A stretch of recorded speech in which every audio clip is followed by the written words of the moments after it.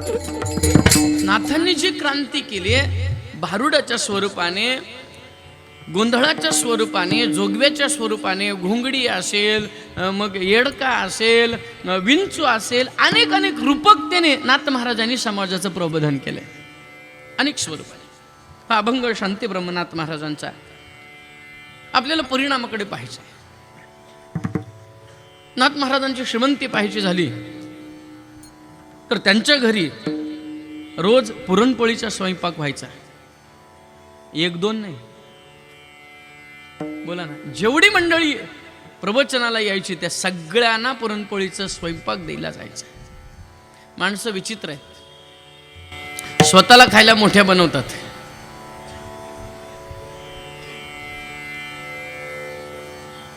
बाया माणसांचं डोकं कुठं चाललं आणि तुम्हाला काय माहिती. परवा लग्न झाले दोघांचं, एकट्याच झाले का? दोघांचं झालं नाही ना? एकदा पण नाही? ठीक आहे ठीक आहे, असं विनोद आहे, माझी लेकर आहेत ते. ऐका, मला सांगा, खरं पांडुरंगाची शपथ आहे तुम्हाला, सगळ्या बहिणी आहेत, माझ्या आई आहेत, मला खरं सांगा, आपल्याला खायला किती मोठी पोळी असते?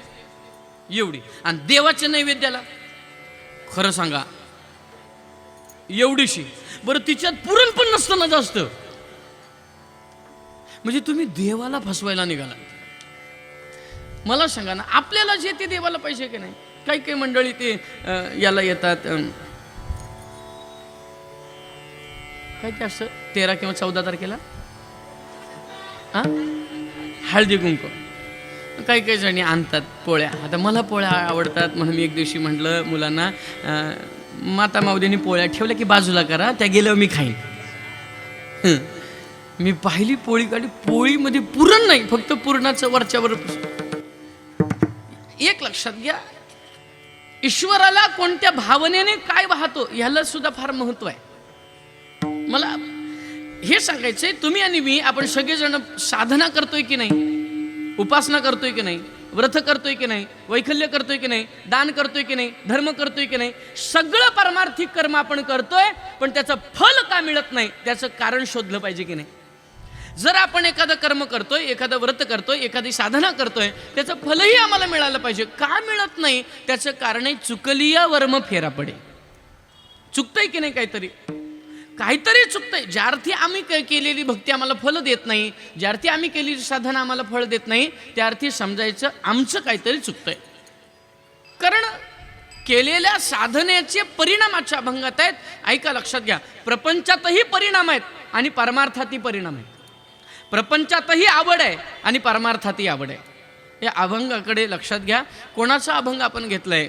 कावडीने पाणी ज्या घरी चक्र पाणी वाहे, कावडीने पाणी ज्या घरी चक्र पाणी वाहे, कावडीने पाणी ज्या घरी चक्र पाणी वाहे, कावडीने पाणी ज्या घरी चक्र पाणी वाहे, अनन्य भक्ती भावे निळावंदित से पाये,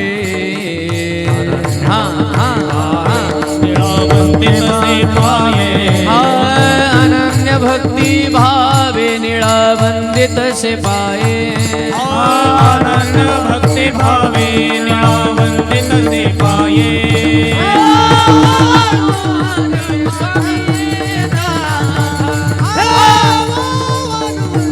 स्वामी एकनाथा वळू आरती, स्वामी एकनाथा वळू आरती, स्वामी एकनाथा.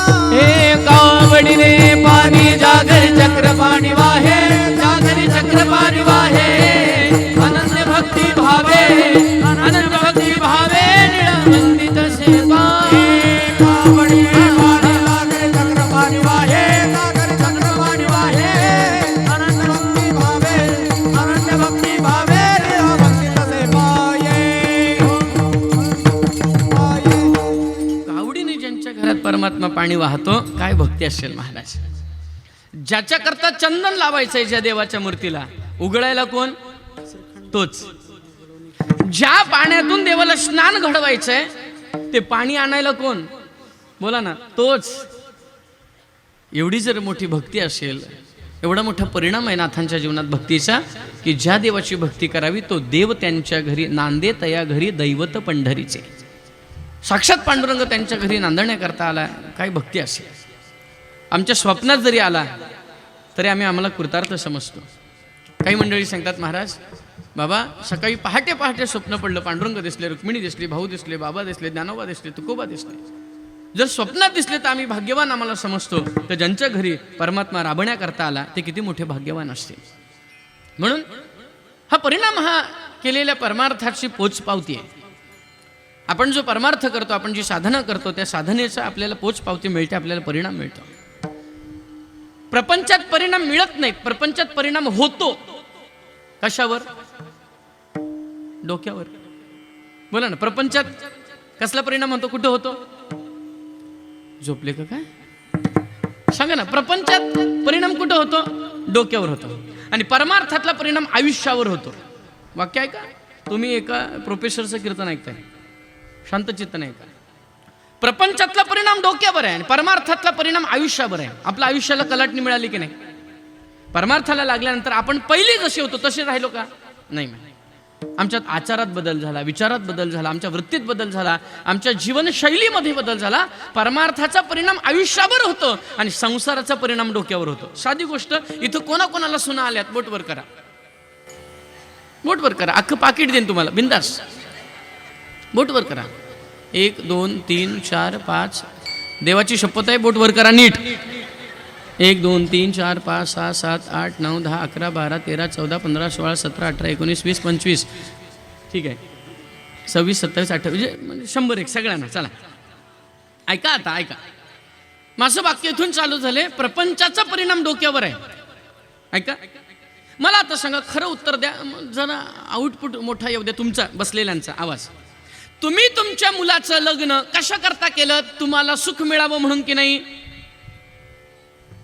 नाही. त्यांना सगळ्यांना भरून कुंभमेळ्यात पाठवले पाहिजे. काहीच बोलत नाहीत. बोला ना. मला सांगा, तुमची अपेक्षा काय होती? की सून मुख बघितल्यानंतर, सून घरात आल्यानंतर सकाळी लवकर उठावं लागणार. जोरात बोला. उठावं लागणार नाही. कचरा काढावा लागणार नाही. पाणी भरावं लागणार नाही. जेवण करावं लागणार नाही. जोरात बोला. लुगडं धुवावं लागणार, लादी पुसावी लागणार नाही. कशा करता? सून घरी आणल्यानंतर तुम्हाला असं वाटलं असा चांगला परिणाम होईल. कशावर? आमच्या जीवनावर. पण जीवनावर परिणाम झाला का? तुमचं लुगडं तुम्हाला धुवायला लागतं की नाही? बोला ना. हा खरंय ना? बघा, बोला. खरंय खरंय. ऐका, एक कीर्तनातच खऱ्या बोलतात ह्या. ऐका ना. मला सांगा, मग आम्ही ज्या सुखा करता आमचं सुनमुख पाहिलं, आमच्या डोक्यावर परिणाम झाला. अरे अरे अरे, काय मलाच काम करावं लागतंय, चहा मला माझी घ्यावी लागते, जेवण माझं मला वाढून घ्यावं लागतंय, लुगडं माझं मला धुवावं लागतंय. सून ऐकत नाही, नीट नाही. ऐकतील त्यांचे चांगले आहेत, पण ज्यांचं ऐकत नाही त्यांचं आता घरोघरी त्याच परी. हां. आणि नाही सांगीन, वा वा वा, कसला अनुभवी दांडगा त्यांना. ते हसत हसत सांगतात घरोघरी त्याच परी म्हटले. आता ऐका ना, झाकली मूठ 1.25 लाखाची. आता तुमचं काय आणि यांचं काय? सगळ्यांचं बरं. फक्त या बसलेल्यांना वाटतं या उभे राहिलेल्या सुखी, आणि या उभे राहिलेल्यांना वाटतंय बसलेल्या सुखी. वा वा. पाणी पण आलं का? छान. थंड्याची पण बाटली आणा. हां असं.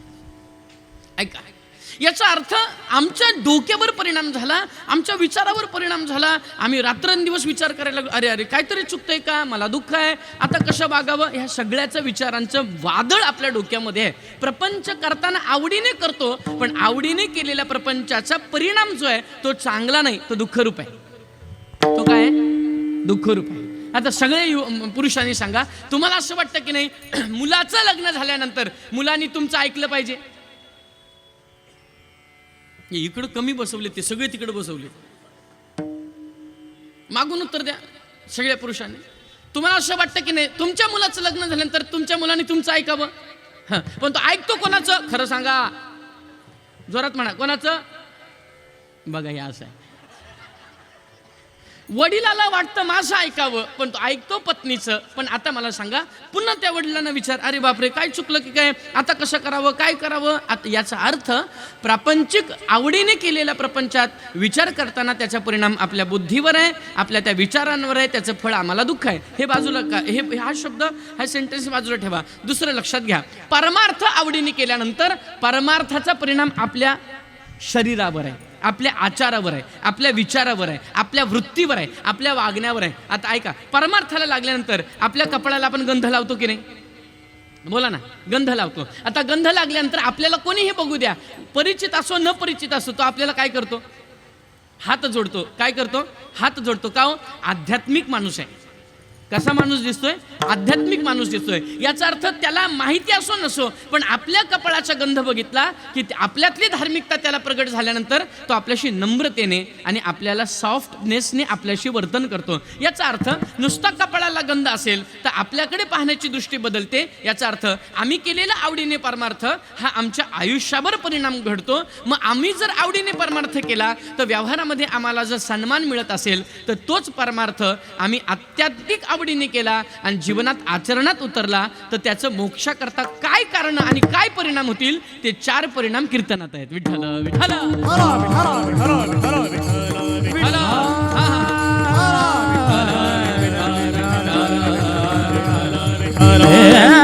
आवड पाहिजे. आवड आहे त्याला सवड आहे. ज्याला आवड नाही त्याला सवड मिळू शकत नाही. शहरातलं जीवन आहे, व्यावसायिक जीवन आहे, तुमचं धावपळीतलं जीवन आहे, नोकरी धंदे करणारे तुम्ही, लेकरं बाळवाले तुम्ही, प्रपंचवाले.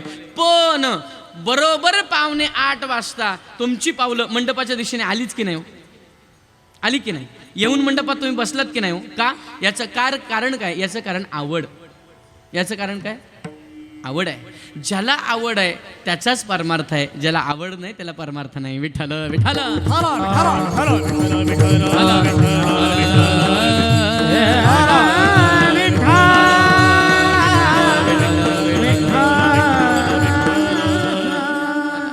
आम्हाला आवडीने परमार्थ. नाथ महाराजांचं म्हणणं आहे, आपण जे परमेश्वराचं नामस्मरण करतोय त्या नामस्मरण आवडीने केल्यानंतर परिणाम काय, आम्हाला परिणामाकडे आपण जातोय. कोणत्याही गोष्टीचा परिणाम आम्हाला लक्षात घ्यायचा आहे आणि परिणामाशिवाय कोणतीही गोष्ट नाही. आणि कोणत्या गोष्टी, प्रत्येक गोष्टीत परिणाम हे आहेच.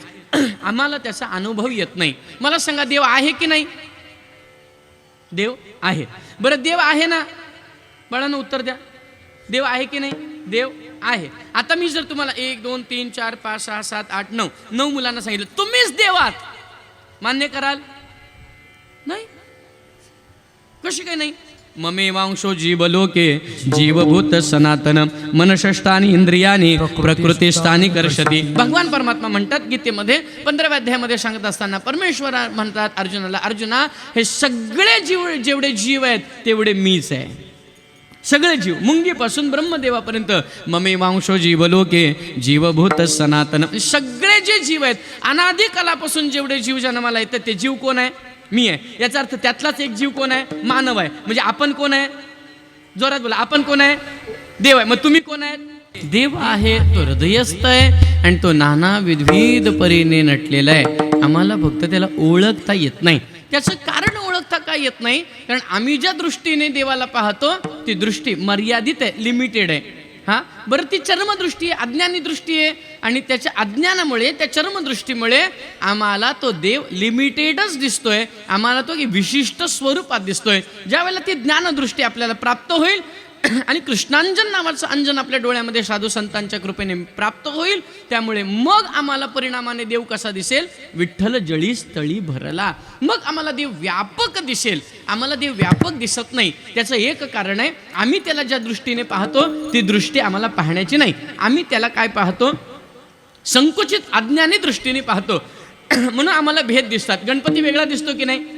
विठ्ठल, बोला ना, भोलेनाथ, देवी, झोपले का काय? मला उत्तर द्या ना पटापट. गणपती वेगळा दिसला की नाही? वेगळा दिसला. विठ्ठल वेगळा की नाही?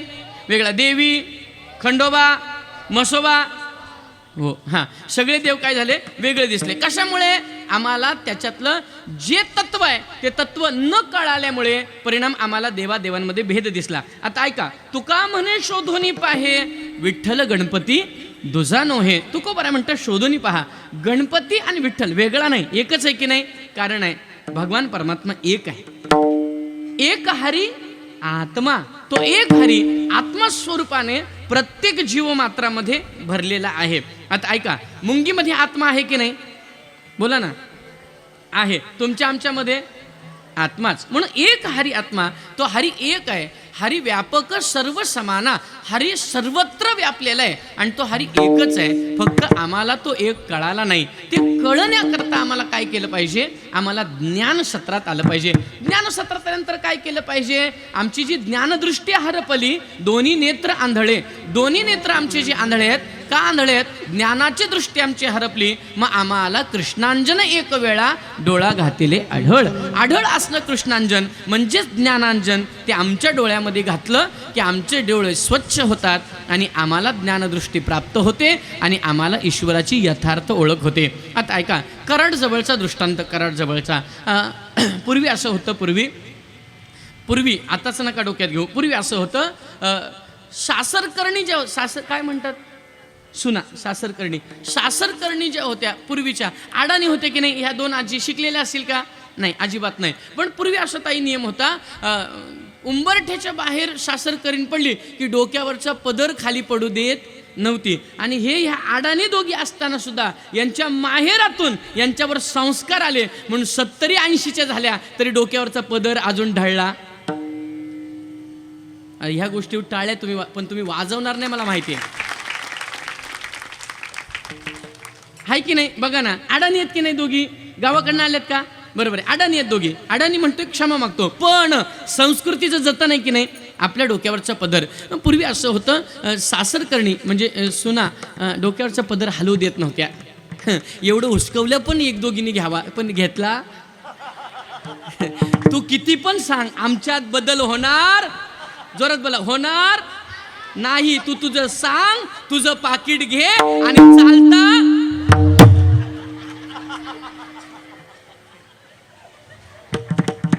परत भेटू नका. बदल घडला पाहिजे ना, माणूस आहे, बदल ताई घडला. तुमचं काय ओपिनियन आहे? बदल घडला पाहिजे. मला सांगा, सांसारिक म्हणून जगायला पुरुषार्थ नाही, पारमार्थिक म्हणून जगण्याकरता पुरुषार्थ आहे. सांसारिक कोण पण आहे. काय झालं, आमचे गुरुजी असे बसले होते, फार वर्षापूर्वीचं घडलेलं दृष्टांत आहे. आणि एका माणसाला 6 मुलं झाली. पूर्वी असं होतं, 6-7. पूर्वीचे बघा नाही, मंडळीने विचार, 8 भाव, 6 भाव, 5 भाव. माझ्या पूर्वीची एक म्हातारी अशी 101 वर्षाची, तिला 12 मुलं, 35 नातवंड आणि 16 परतुंड. ती आजही मला सांगते, महाराज 12 पोरा. मी क्रांतीच आहे. ऐका, पूर्वी असं होतं. आता ऐका मला काय सांगायचं आहे. पूर्वी फार तत्व पाळली जायची. सासरकर्णीला बाहेर पडायचं असेल तर सासूचा विचार करून, तिने विचारल्यानंतर सासू म्हणाली तर जायचं, नाही तर माहेरात जायची सुद्धा तिला मुभा नव्हती. आता ही माहेरात पोचल्यावर फोन करते, आई मी पोचले, मर्म. पूर्वी तसं नव्हतं. पूर्वी अडाणी लोक होती, पण घर, भाव, वडील धाऱ्या मंडळींचं सन्मानाचं जीवन जगत होते. आता ऐका, आणि म्हणून डोक्यावर पदर आहे, आणि तो पदर आहे वरती डोक्यावर. दूर कळते, दूर हंडा, त्याच्यावर हंडा, त्याच्यावर कळशी, काके, ते त्याला म्हणतात दूर. ती आता दूर राहिली. पूर्वी पाणवठ्यावरनं पाणी, पाणवठ्यावरनं गेली. पाणवठ्याला गेल्यानंतर सडकीने टाळ, मृदंग, विणा, डोक्यावर तुळशी, खांद्यावर पडशी, पटाक घेतलेली दिंडी सोहळा चालला होता. पांडुरंग हरी जय जय, वासुदेव हरी, वासुदेव हरी. झालेल्या सासरकर्णीने आपल्या मैत्रिणीला विचारलं, का ग हे काय चाललंय? म्हटले, तुला माहिती नाही का, जगाचा बाप, अखिल कोट ब्रह्मांड नायक पंढरीश परमात्मा विठेवर उभा आहे आणि त्याच्या भेटीला ही मंडळी चाललेत. त्या भजनाशी आसक्त झाली, आवड निर्माण झाली. हातामध्ये असणारा तो हंडा पाणवठ्यावरच ठेवला आणि त्या भजनाची आवड निर्माण झाली आणि तिची पावलं त्या भजनाच्या दिशेने त्या दिंडीमध्ये सामील झाली. तिचं नाव काय? संत सखुबाई. संत सखुबाई. आणि मग परिणाम झाला. मग परत तिला आणली, बांधून ठेवली. हां, पूर्वी असं असायचं, नंदांना वंश म्हणायचे, कंस नाही. ते कंस म्हणलं कोणतरी. हां, कंसासारख्या वागायच्या पूर्वीच्या, आताच नाही. पण पूर्वी नंदांना काय म्हणायचे? वंश म्हणायचे. ते वंशाच्या लक्षात आलं आणि मग तिने काय केलं, नवऱ्याला कंप्लेंट जाऊन केली.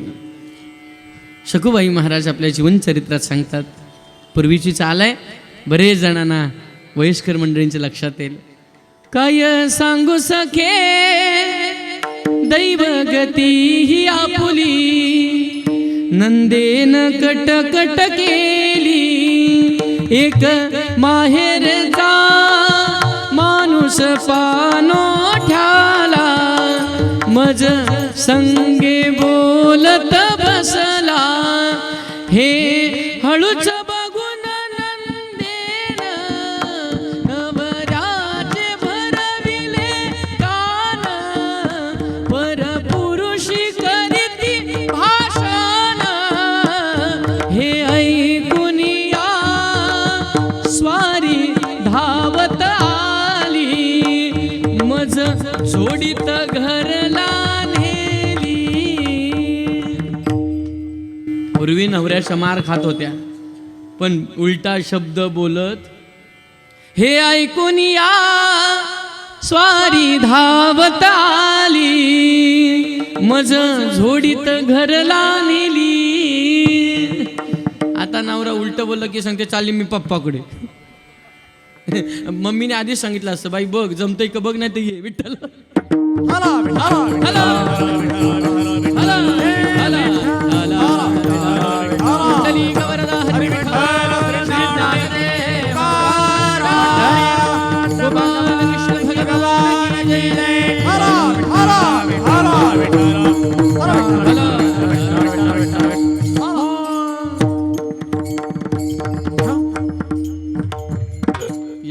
आता किती जणी झाल्या?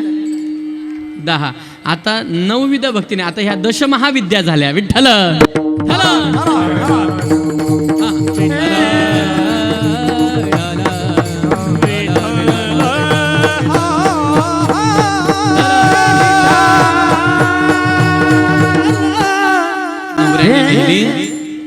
बेदम मारली हो, खांबाला बांधली. परमेश्वराचं नामस्मरण आवडीने चालू आहे, आवडीने नामस्मरण चालू आहे. आणि पांडुरंगाचा चेहरा फिका पडला. देवाचा चेहरा फिका पडल्यानंतर रुक्मिणीने विचारलं, का हो काय झालं? पतीचा चेहरा ओळखता आला? बोला ना. घरामध्ये नवरा आल्या आल्या त्याच्या चेहऱ्याकडे पाहायचं आणि चेहरा ओळखायचा. दुःख असेल, टेन्शन असेल, चिंता असेल तर सांगायचं, चिंता करू नका, मी तुमची अर्धांगिनी आहे. तुमच्या माझं कीर्तन म्हणून ऐकू नका, मोटिवेशनचे लेक्चर म्हणून ऐका. मी नेहमी सांगत असतो, संसाराचे सूत्र जर तुमच्या जीवनामध्ये पाहिजे असेल नक्की ऐका. प्रसाद म्हणून तुमच्या जीवनाचं कल्याण होईल. सांगू, माझ्या बहिणी आहेत तुम्ही, नवरा आला रे आला दारातून आत की पहिला चेहऱ्याकडे पाहायचे. आणि चिंतेचं दिसलं असेल, कारण धावपळ आहे, सगळ्या व्याधी आहेत, उपाध्या आहेत, त्यांना विचारायचं, चिंता करू नका, काय झालं सांगा, मी आहे ना तुमच्या पाठीशी.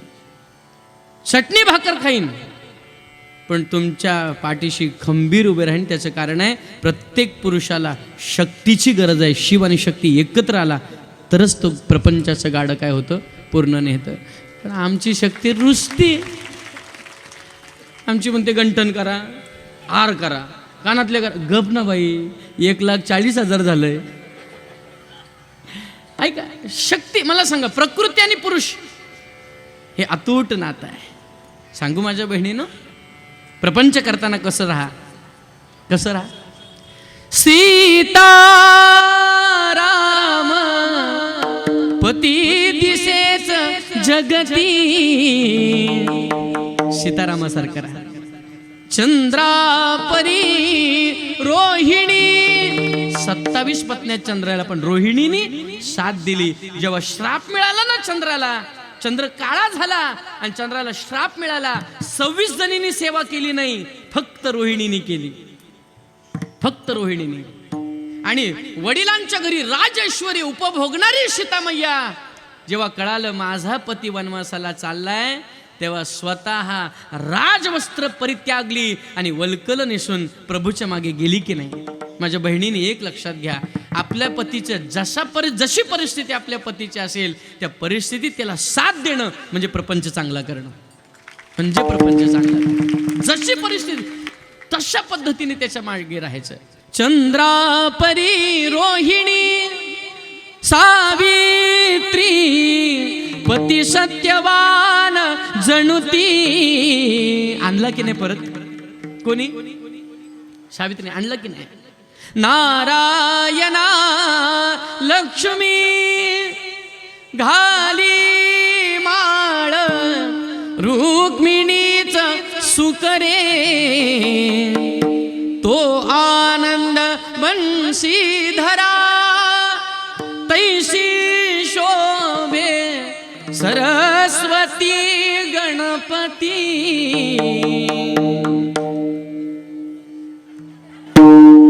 नको ना, बस इथं पुढचं नको, ते नंतर बघू काला झाल्यावर. ऐका, याचा अर्थ सावित्रीसारखं जीवन आमचं असावं, सीतेसारखा परित्याग आमच्या जीवनामध्ये असावा, रोहिणीसारखी सेवा आमच्या जीवनामध्ये असावी, रुक्मिणीसारखी एकनिष्ठता आमच्या जीवनामध्ये असावी. रुक्मिणीची किती एकनिष्ठा! भगवान गोपाल कृष्ण आपल्या महाराष्ट्राचा जावई आहे, माहितीये का तुम्हाला? भगवान गोपाल कृष्ण जावई कुठला? झोपले का काय? कुठला? महाराष्ट्राचं. कौंडण्यपूर कुठं आहे? अमरावती. म्हणजे काय? कौंडण्यपूर. ऐका, कौंडण्यपूरचा राजा कोणता?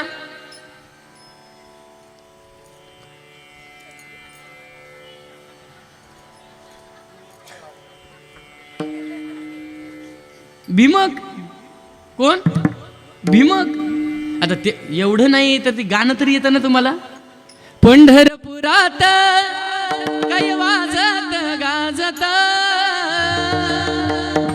अन सोन्याचं भाशिंग लगीन देवाच लागत, सोन्याचं भाशिंग लगीन देवाच लागत, सोन्याचं भाशिंग लगीन देवाच लागत, सोन्याचं भाशिंग लगीन देवाच लागत. हे पंढरपुरात, ओ पंढरपुरात काय वाजत गाजत, काय वाजत गाजत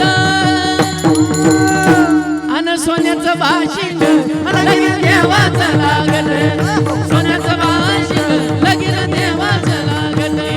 सोन्याचं भाशिंग लगीन देवाच लागत, सोन्याचं भाशिंग लगीन देवाच लागत.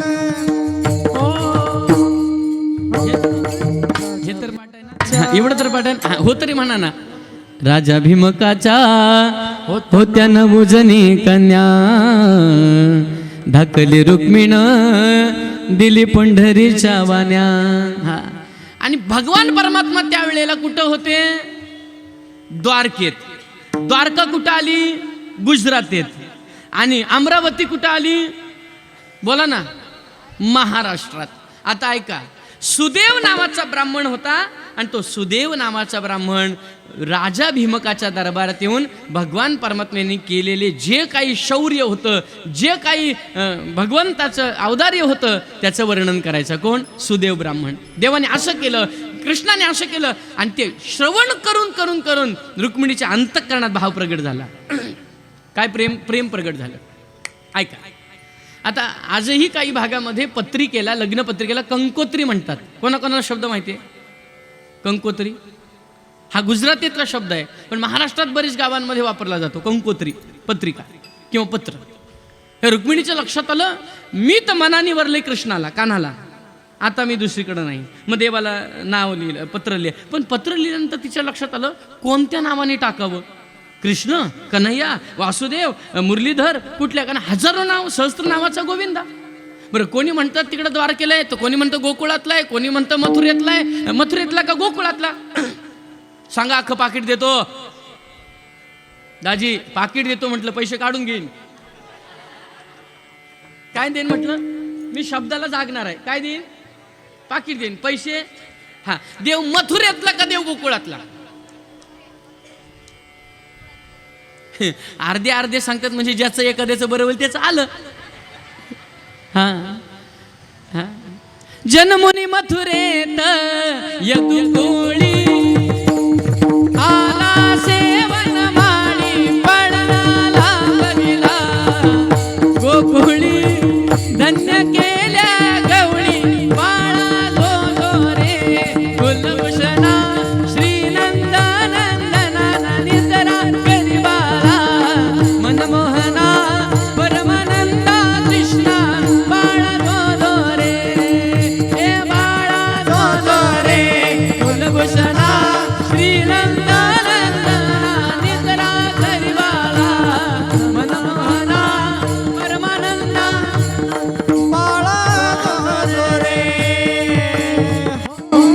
जन्मुनी मथुरेत जन्माला आला. लीला कुठे केल्यात? गोकुळात. आता ऐका, गोकुळात लीला कोणी म्हणतं द्वारकेचा, कोणी म्हणतं शेकी उपयोगी गेला पांडवांशी, पांडवांकडे गेला. आता सगळ्यांना झाली चर्चा आणि रुक्मिणीला झाला संभ्रम. आता लिहू कुठल्या ऍड्रेसवर? त्याला तर बोलवायचं आहे. ऐका, मी तुम्हाला तिथपर्यंत नेणार आहे. आता ऐका. आणि मग रुक्मिणी म्हणायला लागली, हरी तारा नाम छे हजार, कै नामे लखबू कंकोतरी, रोज रोज बदले मुकाम, कै नामे लखबू कंकोतरी. कुठं लिहू रे देवा तुला?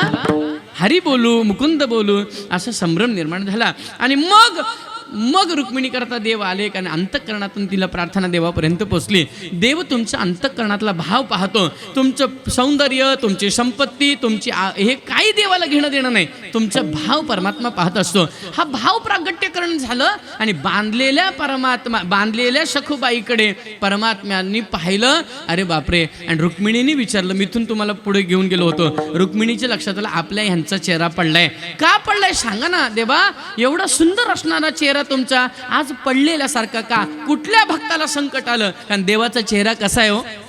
राजस सुकुमार मदनाचा पुतळा, राजस सुकुमार मदनाचा एवढा सुंदर देवा चेहरा तुमचा आज पडलेला का? रुक्मिणी खरं सांगू, माझ्या सखूला यायचं होतं ग.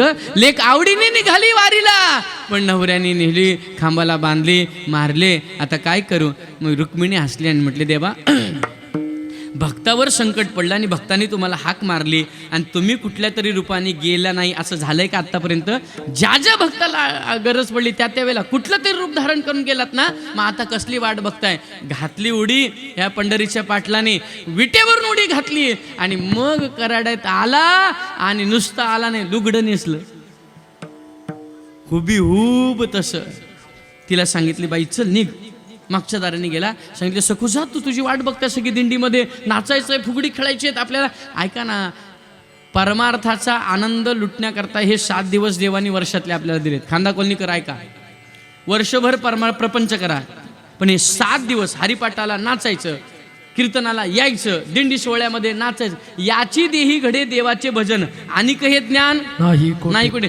डीजेवर नाचल्यावर आनंद आहे का कीर्तनात आणि दिंडीत? बोला बोला. हो नाचो कीर्तनाचे रंगे, नाचो कीर्तनाचे रंगे, नाचो कीर्तनाचे रंगे, नाचो कीर्तनाचे रंगे. जय हो. नाचो कीर्तनाचे रंगे, नाचायला उभे राहा, नाचो कीर्तनाचे रंगे, नाचो कीर्तनाचे रंगे, नाचो कीर्तनाचे रंगे. जय हो. नाचो कीर्तनाचे रंगे, ज्ञानदीप लाभुज, नाचो कीर्तनाचे रंगे, ज्ञानदीप लाभुज, ज्ञानदीप लाभुज गे.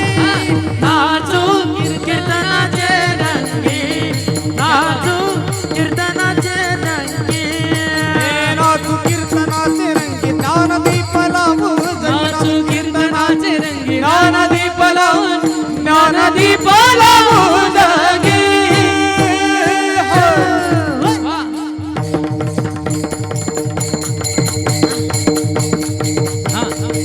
हो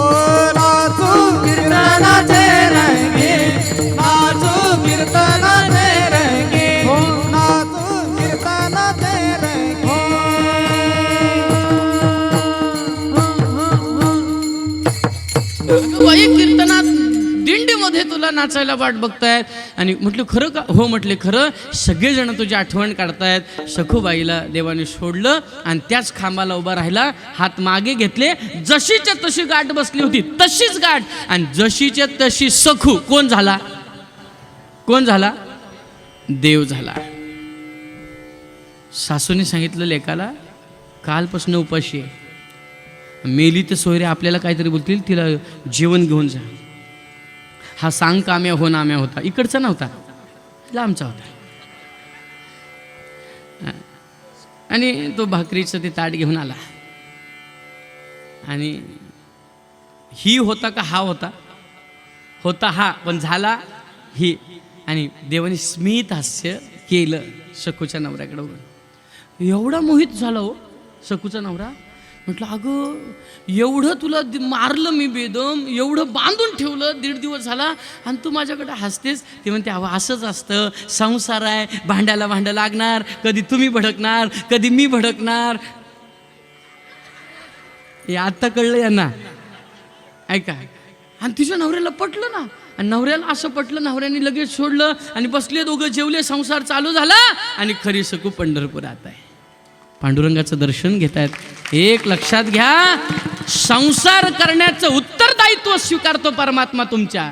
केर काढला की नाही, भांडी घासली की नाही, कपडे धुतले की नाही, पाणी भरलं, संसार केला, स्वयंपाक केला, सासूचे पाय दाबले, नवऱ्याची चरण सेवा केली. कोणी? जगाच्या मालकाने. का केली? त्याचं एकच कारण आहे, आवडीने परमार्थ केला की सगळं देव करायला सिद्ध आहे. अभंगाच्या पहिल्या चरणात आवडीने नाम वादाकी रे राम, आवडीने नाम वादाकी रे राम, आवडीने नाम वादाकी रे राम, आवडीने नाम वादाकी रे राम, आवडीने नाम वादाकी रे राम, आवडीने नाम वादाकी रे राम, आवडीने नाम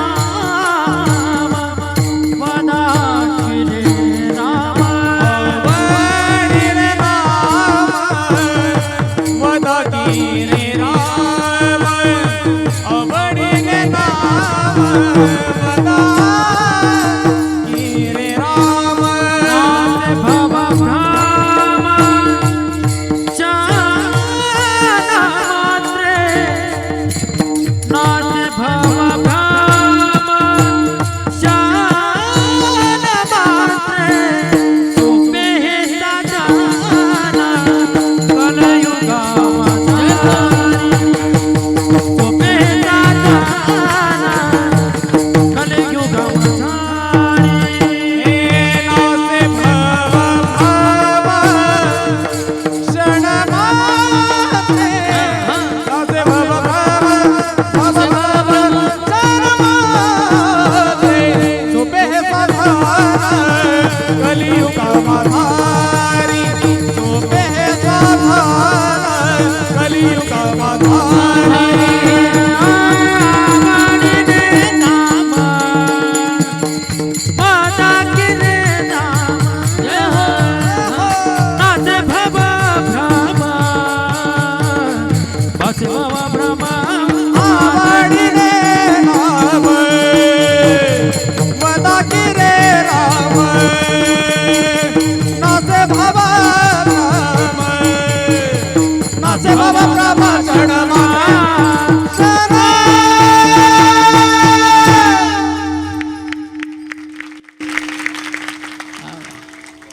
ती अशी सिस्टीम लागली आणि असे गायक असले आणि असे वादक असले की मजा येते.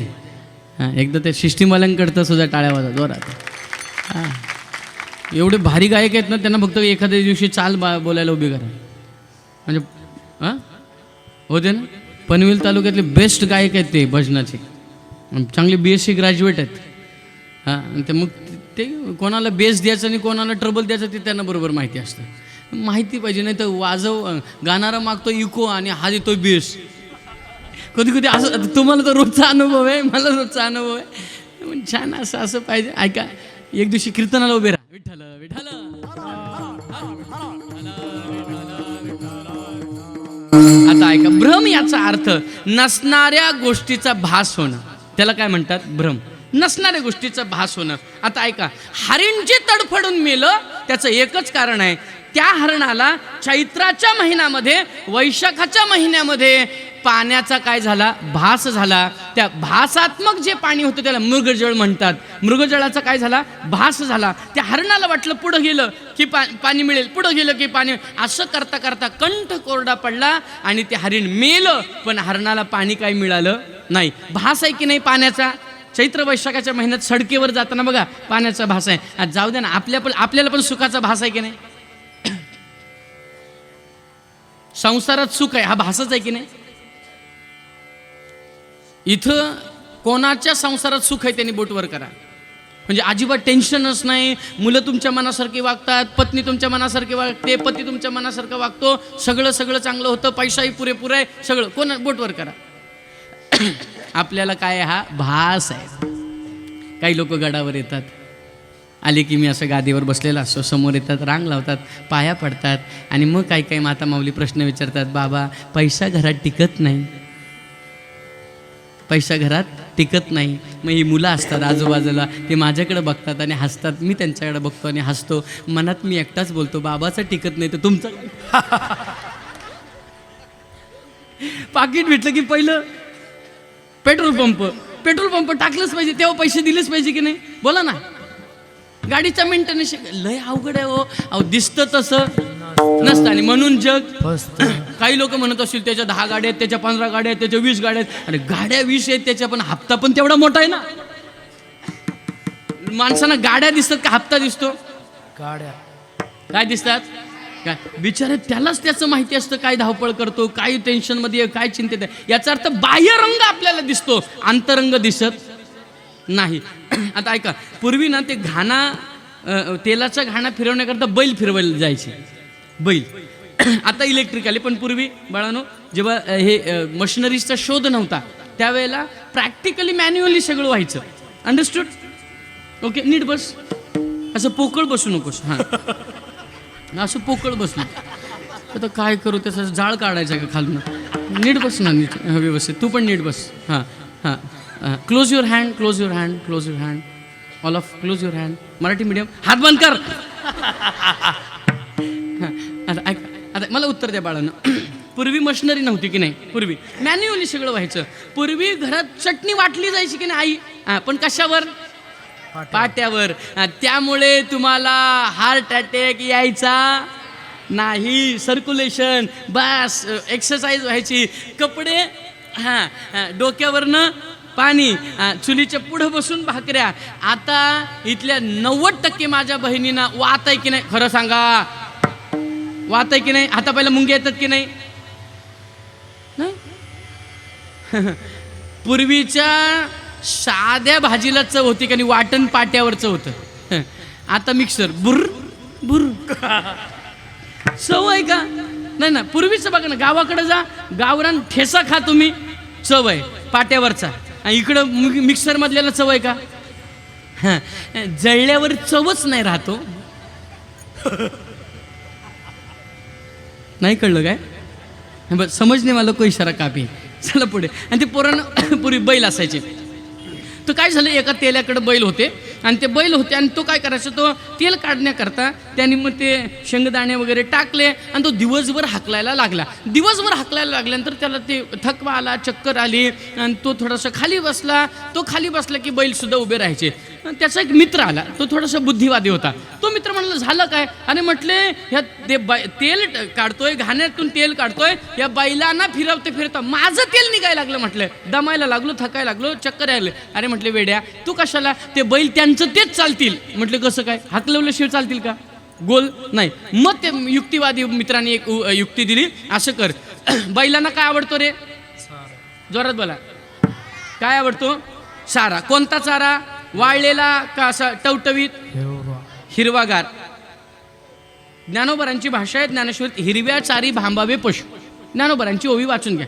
हिरवा चारा दिसला लुसलुशीत की पशु असा भांबावतो आणि तो त्या चाऱ्याकडे जातो. म्हटलं, काही करू नकोस, ते त्याचं ते बैल चालतील. काय कर, ते बैलाच्या मानेवर आपण काय ठेवतो? जू ठेवतो. त्या जुवाच्या बरोबर तिथून आहे, दोन्ही शिंगाच्या मधून अशी 3 फूट लांब काठी काढ. हा, आणि त्या काठीला पुढं काय बांध, चाऱ्याची पेंडी बांध. ती पेंडी पाहिली रे पाहिली की बैल.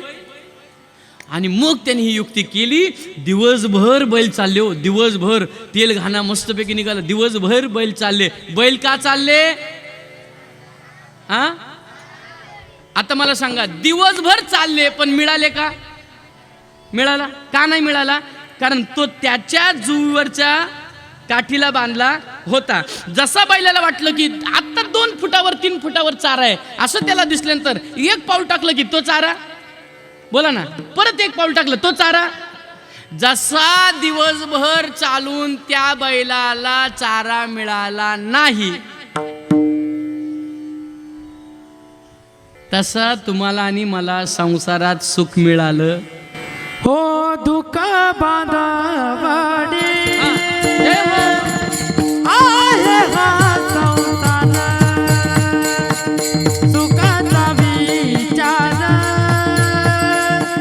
सुखाचा विचार नाही कोठे. बांधावाडी आहे हा संसार, सुखाचा विचार, सुखाचा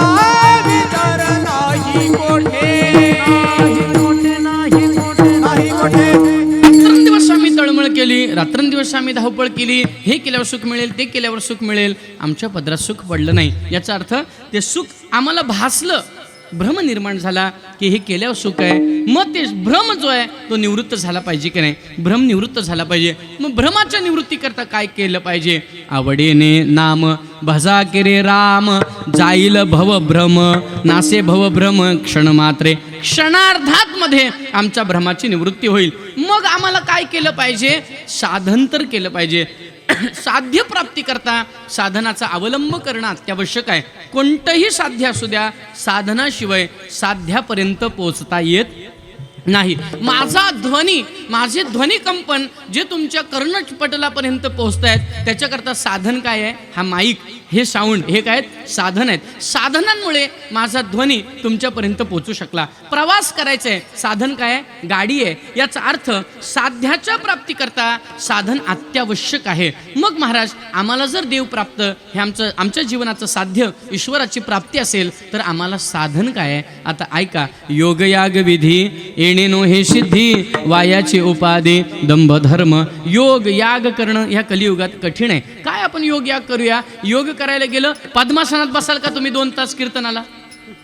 पद्मासनात इकडून पाय इकडं काढायचं, इकडून पाय इकडं काढायचं नाही महाराज. का? आम्ही कलियुगात आहे, आम्हाला नाही हे साध्य होत. आम्हाला सुखासनात सुद्धा बसता येत नाही. का? आम्हाला पायाला लगेच मुंग्या येतात. मग आम्ही तासनतास 12-12 वर्ष एका जागी स्थिर बसू शकत नाही. म्हणजे योग आम्हाला होऊ शकत नाही. चला पुढे. मग याग काय करतो महाराज सांगू? यागाच्या पूर्णाहुतीच्या वेळेला, म्हणजे एखादा यज्ञ मोठ्या प्रमाणातला परिपूर्णाच्या होतीच्या वेळेला हत्तीच्या सोंडी एवढी धार अखंड मंत्र होतपर्यंत पडली पाहिजे. इदं नमः स्वाहा असा पूर्ण मोठा मंत्र म्हणतपर्यंत हत्तीच्या सोंडी एवढं तूप पडलं पाहिजे त्या यज्ञात. आपल्याला चमचाभर रोज मिळत नाही. रोजच्या जेवणात ज्यांना मिळत असेल ते भाग्यवान आहे, पण रोजच्या जेवणात चमचाभर नाही. तर एवढी हत्तीच्या सोंडी एवढी यागामध्ये आमच्याकडे तेवढी कॅपेबिलिटी नाही आहे. कारण आम्ही ह्या कलियुगात आहे, परिस्थिती आणि मनस्थितीच्या तडाख्यात आम्ही सापडलेलो आहोत. मग ज्ञानोबा आहे, तुकोबा आहे, सगळे संत सांगतात योग याग विधी येणे नो हे सिद्धी नाही. मग काय? मग फक्त भगवंताचं नाम हे एवढं सोपं साधन आहे. त्या साधनाने आम्हाला ह्या सगळ्याचा मालक सत्ताधीश परमात्मा प्राप्त होत असतो. म्हणून हे साधन कसं आहे? अभंगाचं 2रं चरण. सोपे हे साधन कलियुगामध्ये, सोपे हे साधन कलियुगामध्ये, सोपे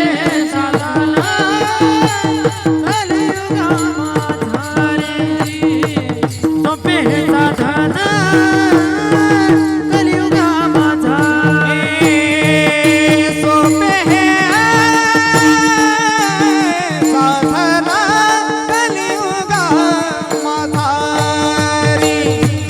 सोपे हे साधन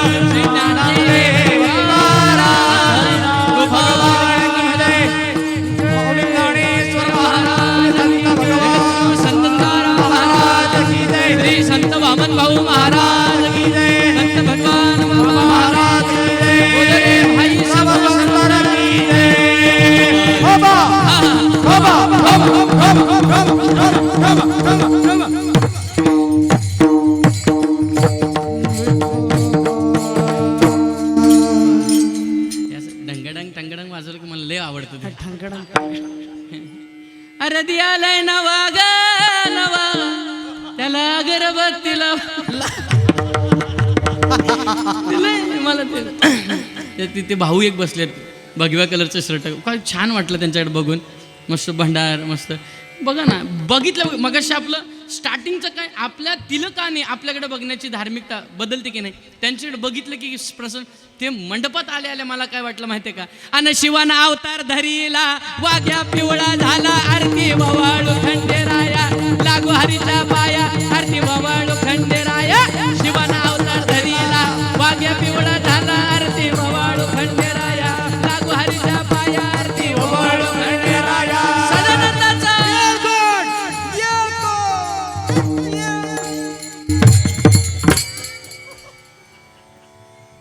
बोलवा जागरणाला येतो.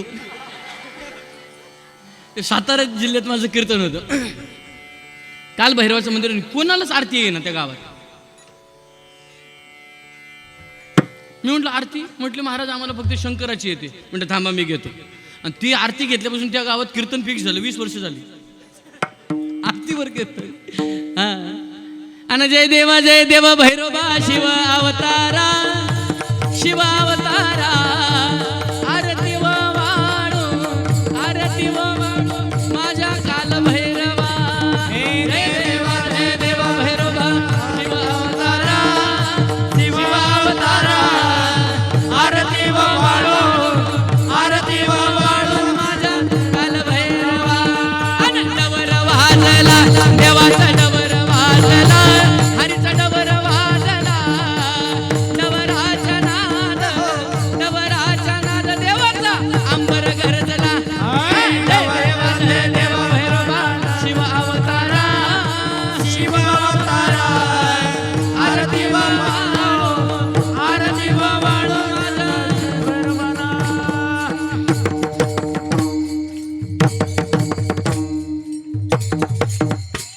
500 एक्स्ट्रा.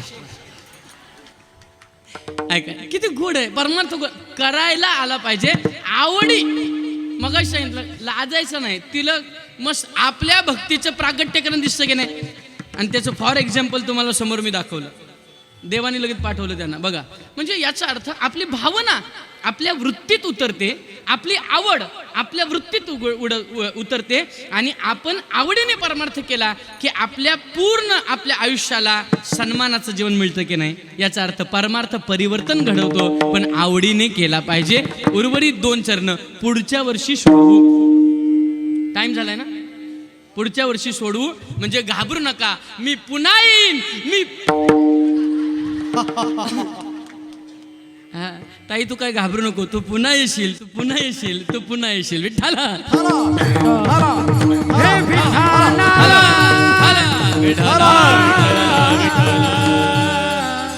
ऐका. आवडीने नाम भसा की रे राम, जाईल भव भ्रम क्षण मात्रे. सोपे हे साधन कलियुगा माझारी, नामे पैटा हरी धरे होय. काय करायचं. हरी नाममुखे गाता, कीर्तनी नाचता, तुटे भवव्यता.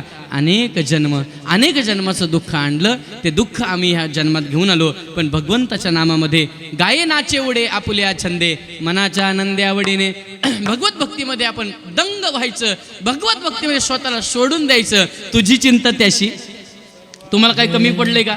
नाही. तुम्हाला काही कमी आपल्या 21 वर्ष झाली. आता यांचा अनुभव विचारा. 21 वर्ष सप्त्याला झाली. कमी पडलं का. नाही ना. वाढलंच की नाही. याचा अर्थ देवाच्या कामात देवाच्या आवडीत कमी पडत. आता संसाराचं सांगावं. पीठ आहे तर मीठ नाही, मीठ आहे तर पीठ आहे, पीठ मीठ नीट आहे तर नवरा नीट नाही. असं आहे ना. याचा अर्थ परमार्थात काही कमी पडत नाही. म्हणून काय करायचं. बस नाममुखी गाता, कीर्तनी नाचता, तुटे भवव्यता अनेक जन्म. मग नाथ महाराज सांगतात जसं. आता मला सांगा लोणी काय आहे. दुधाचं काय आहे. सार आहे. दुधाचं सार काय आहे. लोणी आहे. लोणी हे दुधाचं सार आहे. त्या लोण्यानंतर पुन्हा प्रक्रिया नाही. लोणी हे जसं दुधाचं सार आहे तर मानवी जीवनाचं सार काय असेल. भगवत प्राप्ती करता सार काय असेल तर भगवंताचं नामस्मरण हे सार आहे. आज एवढी मंडळी इथं आलात. फार समाधान वाटलं. ताई तू असं हे सगळे तू एवढी सगळी असताना तुला काय घाबरायची गरज आहे. बस भगवान बाबांनी एक लक्षात घ्या. भाऊ आणि बाबांचा आशीर्वाद ज्याच्या मागे कधीच कमी पडत नाही बरं का.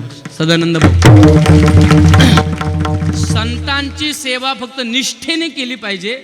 त्यांच्या भक्तीमध्ये देवाच्या आणि संतांच्या भक्तीमध्ये स्वतःला असं एक लक्षात घ्या. देव पुढे मागे करेल पण संत पुढे मागे करत हो का. दुराचारी विषयी आसक्त, संत कृपेत त्वरित उद्धरते. संतांची कृपा अत्यावश्यक आहे. भगवान बाबांची कृपा, वामन भाऊंची कृपा ऐका ज्याच्यावर झाली ना आयुष्यात कधी कमी तर पडलंच नाही आणि पडणार सुद्धा नाही. हे संतांचं हे महात्म्य महाराज. काय सांगू आता संतांचे उपकार. मज निरंतर जागवे ते, काय द्यावे त्यांशी व्हावे उतराई. ठेविता हा पायी जीव थोडा. म्हणून फक्त सेवा. आता हे 21वं वर्ष आहे आणि तुझं 20वं वर्ष. 4थी बारी ना. हां बस काही चिंता करू नका. आता एक आहे. अजून 3 वर्षांनी आपली द्वितपपूर्ती सोहळा येईल म्हणजे 24व्या वर्षी. माझं असं एक संकल्प आणि माझं एक तुम्हाला सजेशन आहे. द्वितपपूर्ती सोहळ्याला असा मोठा सप्ताह झाला पाहिजे की महाराष्ट्रात लोकांना नाव काढलं पाहिजे. खांदा कोल्हेकरांनी सप्ताह केला. तुकाराम पंढरीनाथ भगवान की जय. आता तुमचा आवाज मला बघायचा आहे. श्री संत वामन भाऊ महाराज की, संत भगवान बाबा महाराज की जय श्रीराम. कसली कमी हो लेकर. बघा ना एक साधी गोष्ट घ्या दाजी.